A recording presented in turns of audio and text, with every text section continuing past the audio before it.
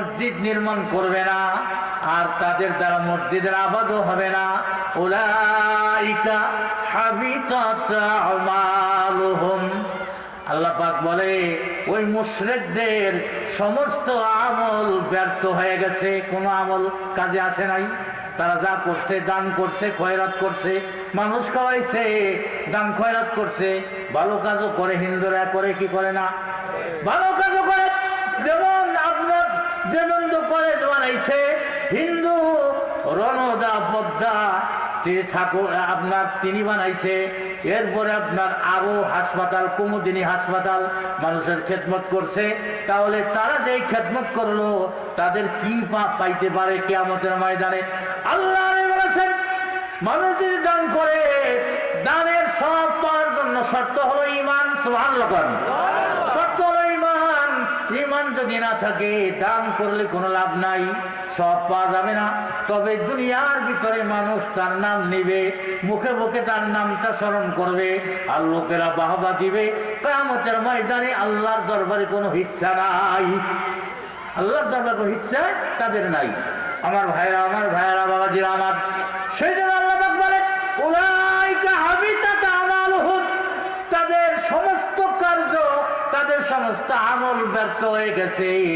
আর আল্লাহ পাক রব্বুল আলামিন তাদের জন্য জাহান্নামের আযাব চিরদিনের জন্য নির্ধারিত করে দিয়েছে। নাউযুবিল্লাহ কোন আমার ভাইয়েরা আমার বাবাজিরা, এই জন্য আল্লাহ পাক বলে মুসলমান, তোমাদের শত্রু হলো ইহুদি এবং নাসারা, তোমাদের শত্রু হইল মুশরিক। তাদের সঙ্গে এত দরম মহরম করার দরকার নাই। যখন বিশ্বের ভিতরে ইহুদিরা মুহাম্মদ সাল্লাল্লাহু আলাইহি ওয়াসাল্লামকে কষ্ট দিয়েছেন, আমার ভাইরা, ইহুদিরা বর্তমানে মুসলমানদেরকে কষ্ট দেয়, মুসলমানদের মসজিদের উপরে বোমা ফালায়, আর মা বোনদেরকে নির্বিচারে হত্যা করছে ফিলিস্তিনের ভিতরে। ঠিক কিনা বলেন? আমাদের চেয়ারম্যান সাহেব আছে, মাশাআল্লাহ মাশাআল্লাহ। কি আমার কথা বুঝেন তো? অসুবিধা হয়? আর ওয়াজ শুরু করিনি কিন্তু সাইজ। আমার ভাইরা, এখন বলেন তো মসজিদ নির্মাণ করবে কারা? ওনাদের জন্য তো আপনার একজন আমার কাছে মাসালা জিজ্ঞাসা যে একজন হিন্দু মসজিদের নামে 1 বিঘা জায়গা দিতে চায়, তা আপনি বলেন তো কি করা যায়? আমি বললাম যে হিন্দুদের জায়গা মসজিদের জন্য তো দান করতে চাই, এই দান গ্রহণ করা যাবে না। কোন শরত কি আছে? আমাদের একটা শরত আছে, তো এই শরত না করাই ভালো। শরতটা কি? তোমার নামে যদি লিখে দেয় সবকাওলা, তুমি মালিক হওয়ার পরে তুমি আবার লিখে দাও, তাহলে এটা হইতে পারে। তাছাড়া এটা দ্বিতীয় কোনো কায়দা নাই। তো ওই লোকটা যায় তারা বলছে, হ্যাঁ হুজুরের কাছে গেছিলাম, তো উনি বলছে যে তোমার এই 1 বিঘা জায়গা আমার নামে সবকাওলা লিখে দাও, আমি আমার মসজিদে দিয়ে দিব। কিন্তু ওই বেচারে হারে বিশ্বাস করে নাই, হে মনে করছে আমার কাছে বাটপারি করে জমি লিখে নিয়ে হে মসজিদ আর দিব না, বুঝছেন না, হে আর দেয় নাই। কিন্তু আমি আমার শ্বশুর বাড়ি এলাকায় ঘটনা সত্য। আর যেহেতু আমার ওই এলাকা মাদ্রাসা, ওখানে ছোট হই বড় হই, আমি বড় হুজুর সেখানে, বুঝেন না, বড় মাদ্রাসার তো এই জন্য সকলে বড় হুজুর কয়, লেখাপড়া না জানলেও বড় হুজুর, বুঝেন না। তো এই জন্য ওখানে একটা দাম সম্মান তো আছে। তোর বলে দিছি পর আর ওটা নেওয়া হয় নাই। বড় ওই ভদ্র ওই হিন্দু ভদ্র ওই ভদ্রলোক মারা গেছে, আর মসজিদ দিতে পারে নাই। তাহলে আমি আপনাদের কাছে বলতে চাই, আপনাদের এই মসজিদ হবে মুসলমানদের টাকায়, ঠিক কিনা বলেন? মুসলমানদের টাকায়, হিন্দুদের টাকায় নয়, ঠিক কিনা বলেন? না, হিন্দুদের টাকায়, সুদের টাকায়। এনার বলে আমাকে দান করতেছে, সুদ না কি আমরা তো জানি না। তো এর ভিতরে মশালা আছে, তো এত মশালা জন যাবে না ভাই।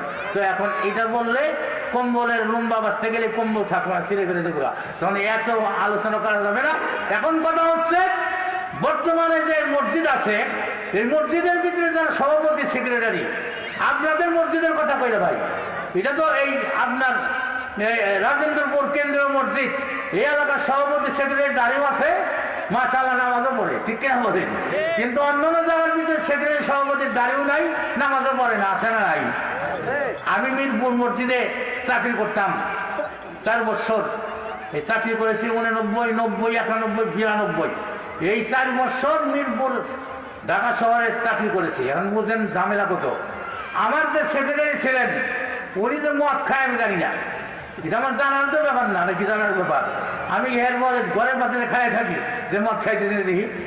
তো আমি তো মদের ওয়াজ করছি খুব যাইতে মসজিদের ভিতরে, মানে ওই সেক্টরে মদের আওয়াজ আইছে, মদের ওয়াজ করে দিয়েছে ঠিকঠাক মতো। তখন উনি আমার আসার উপরে খবর দিছে হুজুর যে আমার সাথে দেখা করে। তা আমার তো মন খারাপ, কাম ছাড়া আমার দেখা করতে বললো কেন। তোর গেছি তারপরে চাটা খাওয়ানোর পরে কয় হুজুর আপনি তো পোলাপান মানুষ, ওই সময় তো জয়েন আসছিলাম পোলাপান, গাড়ি দুড়ি বাঁকে নাই, কাঁচা ছোট মানুষ তখন, মানে বয়স কম, তো পোলাপান মানুষ আপনাদের আগে একটু বেশি। আমি বললাম কেমনি কোন, আমি কি রাগ করলাম? ওই যে আপনি ডাইরেক্ট ওয়াশ করেন, এই ডাইরেক্ট ওয়াশ না করলেই ভালো, ওয়াশ করবেন একটু ধান টান রেখে করেন। আমি বললাম কেমনি? ভাই মদের ওয়াশ করছেন, একবার কাম ছাড়া করছেন। আমি বললাম কেমনে কাম ছাড়া করলাম? পুরাপুরি তো কই নেই, বলছি কিছু বাজাই রেখা। ভাই তাই নাকি? কহ ভাই এইটুকু এত লম্বা সরে আর যদি বাজায় না আর একজন দিলে আমি সারা। আমি কহ ঠিক আছে, এখন একটু যাচাই বাছাই করে আলোচনা করা হবে। তা আমি চলে আইছি, আর আমার কিছু কয় নাই, বুঝলেন না? তখন আমি মনে করলাম যে হে যেই কাম করে আমি তো জানি না। এক লোকের জিজ্ঞাসা করলাম কি ব্যাপার, তো আরে কেমনি কি কয়, আর জানেন না তো এই যে মদ গ্লাসের ভিতরে আপনার এই বোতলের ভিতর দিয়ে বালতিতে ডালে, বালতিতে এরকম করে খায়। দেখছেন নি কারবারটা? মানে প্রায় লোকেই কাম করে ওই মিরপুরের, আমি দেখছি। রাস্তায় দেখা হয়তো মানে একবারে নাক মুখ দিয়ে ফ্যানটা। তা আমার হুজুর কেমন আছেন, কিছু খাইবেন?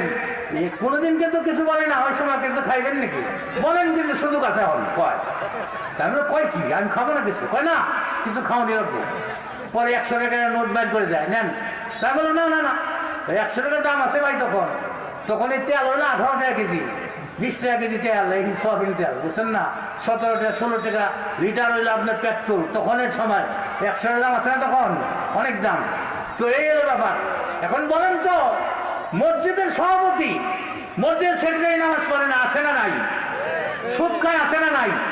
রাগ করলে আমার কিছু করেন নাই, যে মাসালাটি বলতেছি কি ঠিক কিনা বলেন। এখন ঘুষ খায়, আছে না নাই? এখন মসজিদের ভিতরে সভাপতি সেক্রেটারি বলে রয়েছে, ইমাম সাহেব নাই। তখন কি করবো? ইমাম সাহেব নামাজ পড়াইবো কেটা?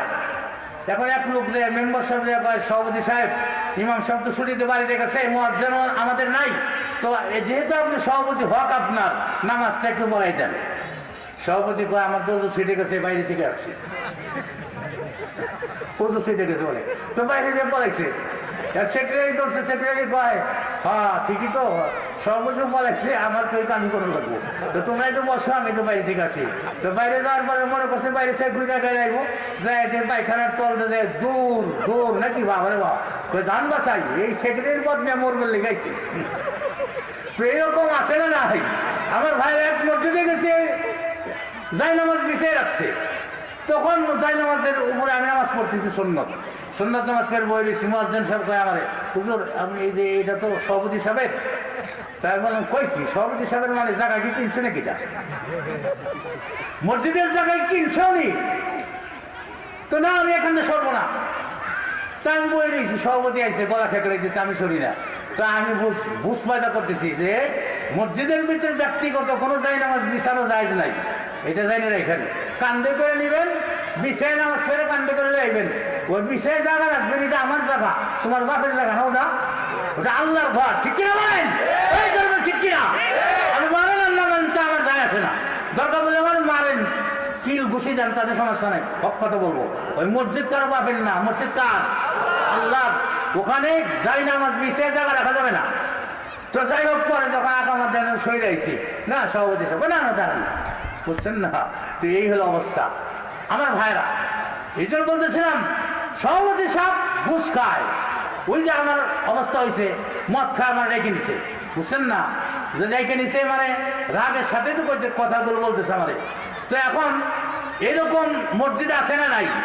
সব না, কিছু কিছু এখন বর্তমান ভালো হইতেছে, আছে তো ভাই।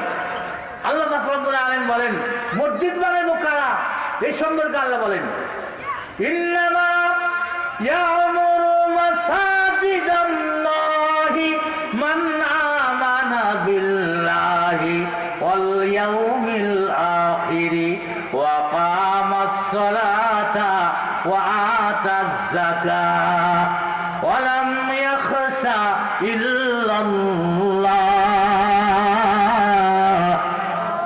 ফাসা উলাইকা আইয়াকুনু মিনাল মুহতাদিন।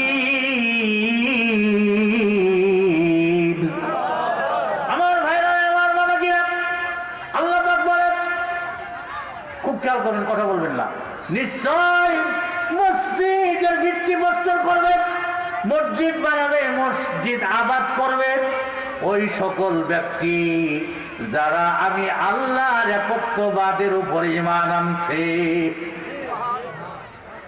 যারা আমি আল্লাহকে এক মানে সব কিছু আমার উপর অর্পণ করেছে।